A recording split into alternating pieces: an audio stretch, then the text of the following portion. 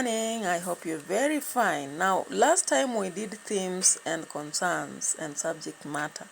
Now, today we are talking about styles and language use. How are you, kid? I hope you're fine.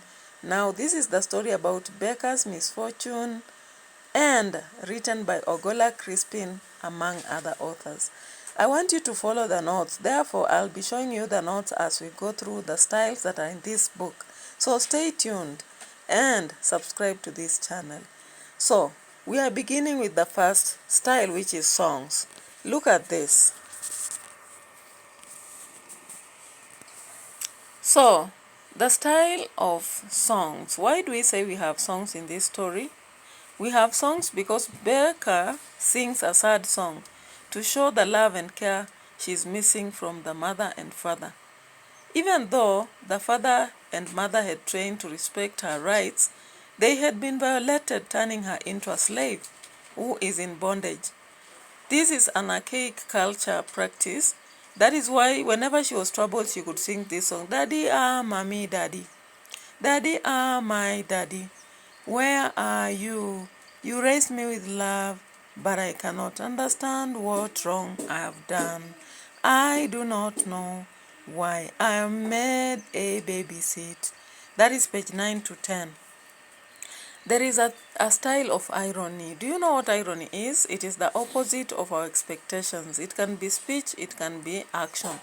We see irony when Pao leaves from work as usual to go for children at school. But by 7 o'clock, he had not arrived home. That day he died. That was very ironical. It was unexpected of. It is also ironical when Miss Pao thinks the husband had finally come with kids, and she's a bit of happy, only to see that the children had come in without their father. That's page 3. It's so ironical that Hagi cheats that he will take kids to school, but he goes and makes them workers. Yeah. Dialogue. Dialogue is also very much in this story. You can see conversations when children arrive at home and their mother asks them where their father is and they say they don't know. They say so. Page 3. Miss Pao talks on phone with a caller from Kenyatta National Hospital and they inform her that her husband is involved in an accident. When she arrives at hospital, we also see her talking to the nurses and they tell her that the husband is already dead. She requests to see him. That is page 4 to 5. There is also a long dialogue during the meeting where Majorly Hagi and Miss Pao are speaking. Hagi defends the need to have all his brother's property and money and take kids to Mombasa. He is claiming that the in-law killed the brother and that hid property. Then Miss Pao says that she's not interested in that money. He shouts and says that the wife is being disrespectful to say that she will take care of the children and that she is treating them as useless people. He is very greedy and selfish in the argument that finally Miss Pao gives off and says if she wants everything, including the children's savings, he will be given. That is page 5 to 8. We also see a conversation between the two men whom Hagi had been delivering parcels to. They show how naive he is, helping in delivering drugs without suspicion from the police. That is page 11. We also now hear Tibe realizes that these men have been receiving drugs from him and this is an illegal business. The two men share that even though Hagi was unable to feed his family previously, he is now a millionaire because of the money he got from the brother. Tibe reveals to Beka in a dialogue that he has been delivering drugs and they should escape from the uncle's place. He also shares that the uncle has been enriching himself using the father's money, and possibly that is where the school fees went and parent savings. Beka suggests that they should run away. That is page 13. Do you know onomatopoeia? Onomatopoeia is another style that we see in this story, onomatopoeia. Yeah, we see the word chatting. You can find others if they are there. Then we have simile. I know you are very bright and you can look for similes. Now there is one question here I'm going to use to ask you. Just read this. What rights did Hagi violate in the story? Another question, Explain how justice is prevailed from Miss Pao and her children. Uncle, when are we going to school? Beka asked one day. It is difficult to get a chance in school here. All schools are full.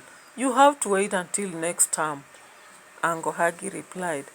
Hagi would send Tibe to run errands for him. Tibe would be given small parcels to take to different people at different places. After 6 months, the two children were not yet enrolled in school. They had never been allowed to talk to their mother. Anytime they asked Uncle Hagi, he would tell them that their mother had changed her telephone number. On the other hand, whenever Miss Pao called to talk to her children, he would say that they were in school and that he was not near them. Later on, he claimed they were in a boarding school. Beka and her brother stayed with Uncle Hagi for about 1 year. Beka had been turned into a house help at Uncle Hagi's house. Question 1. Was it true that schools were full here? Explain. 2 marks. Explain one theme in this passage. 2 marks. What kind of person is Mr. Hagi? Explain your answer. 2 marks. Why had Tibe and Beka come to stay with Uncle Hagi? 2 marks. Explain any styles you find in this passage. 2 marks. Student, I hope you've seen my assignment. So can you begin working on it? And once you're done, you can show me so that I check whether your answers are right. Now, you can go back to my previous video on Beka'S Misfortune. I had discussed the character traits of Mr. Hagi, and I had quoted some parts related to this. I also shared the theme in the previous video on themes. Can you check the themes I shared? And some examples came right from this part. Now, if you want to know whether it is true that schools were full or not, check whether Hagi is cheating or giving the truth. For the styles, we have just done in this video. So can you check the styles I've shared and give the answer?